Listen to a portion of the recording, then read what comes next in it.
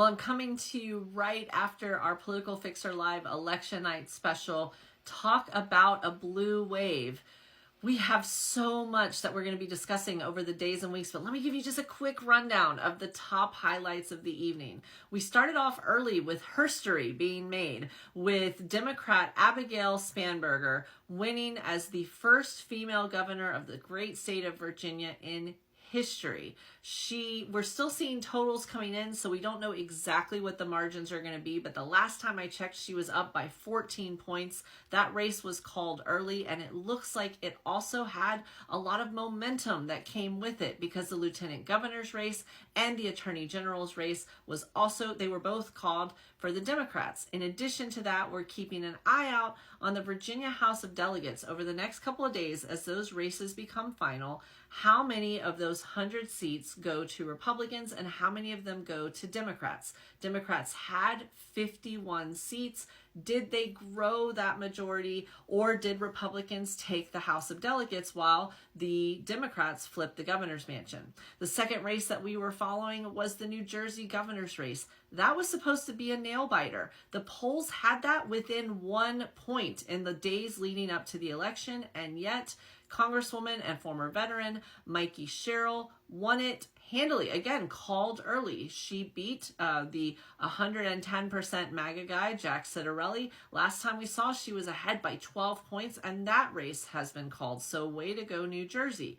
The entire country was watching New York City, and it didn't disappoint for a good show, as we would expect from the Big Apple. Mayor-elect Zohran Mamdani. That's right. I know some people are going to have trouble saying those words, but they better get used to how to say his name, because Mamdani carried the night and carried it well.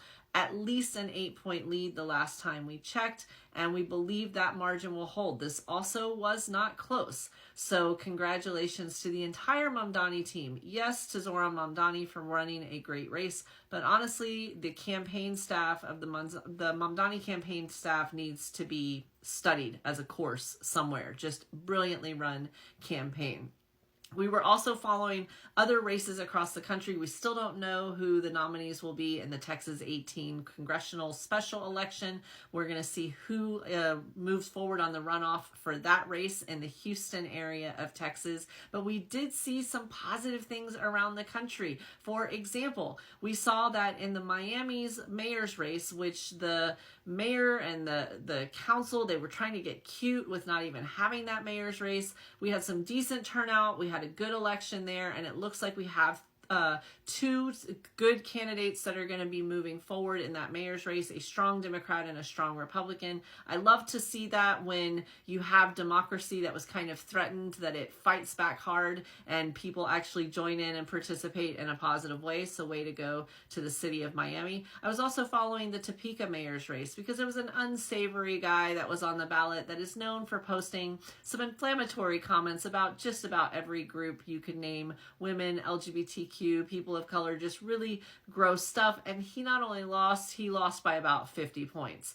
Speaking of getting shellacked, J.D. Vance's brother was running for the mayor of Cincinnati, and he also was essentially embarrassed in his race. So there will be no Tiny Vance that moves forward and becomes the Cincinnati mayor. And then I also want to give a shout out to the state of Colorado, who passed an amazing measure where they are going to fund breakfast and lunches for their school children, and also to the state of Maine that managed to defeat a pretty nasty voter suppression initiative on their ballot, and at the same time passed a responsible gun ownership ballot that included some red flag laws to make sure to keep some of their citizens safer. So all in all, just a lot of good things happening. But let's talk about the big enchilada just really quickly, which is Proposition 50 in the state of California. This is the ballot initiative to see if California would redraw its congressional maps in response to Texas redrawing its congressional maps. In Texas, they redrew it to benefit and try to get more Republican seats. In California, they were trying to respond and redraw their maps to get more Democratic seats. We expected that if this was a decent showing, and if Proposition 50 passed, if California was given the green light by its citizens to redraw the maps, that this would have a ripple effect across the country.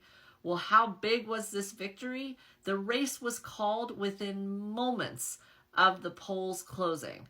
0% of the vote total was in. How does that happen? It's a combination usually of exit polls and what they have from different data points that are already on hand. But the last I saw, this ballot initiative was passing in the 70s. This is a crazy number. Of any number on a ballot initiative that has a 7 in front of it is just huge, but especially for kind of uncharted territory. People didn't know how they felt about this so-called fighting fire with fire.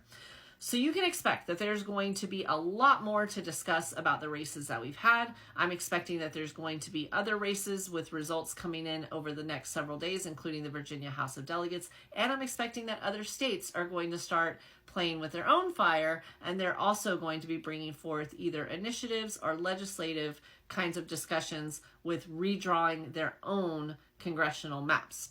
If you want to follow and understand all of this soap opera, you absolutely can do it at Political Fixer. Just follow me at Political Fixer. Thanks to the thousands of you who joined us on Political Fixer Live for our election night special. We'll be live again next Tuesday at 9 p.m. Eastern for more hot gossip and all of the happenings, not just in politics, but in news across the nation and around the world. I'm Shauna Presley Vircher, the Political Fixer. Congratulations to each and every one of you who participated in any way on these campaigns by voting and by sharing information that caused someone else to vote.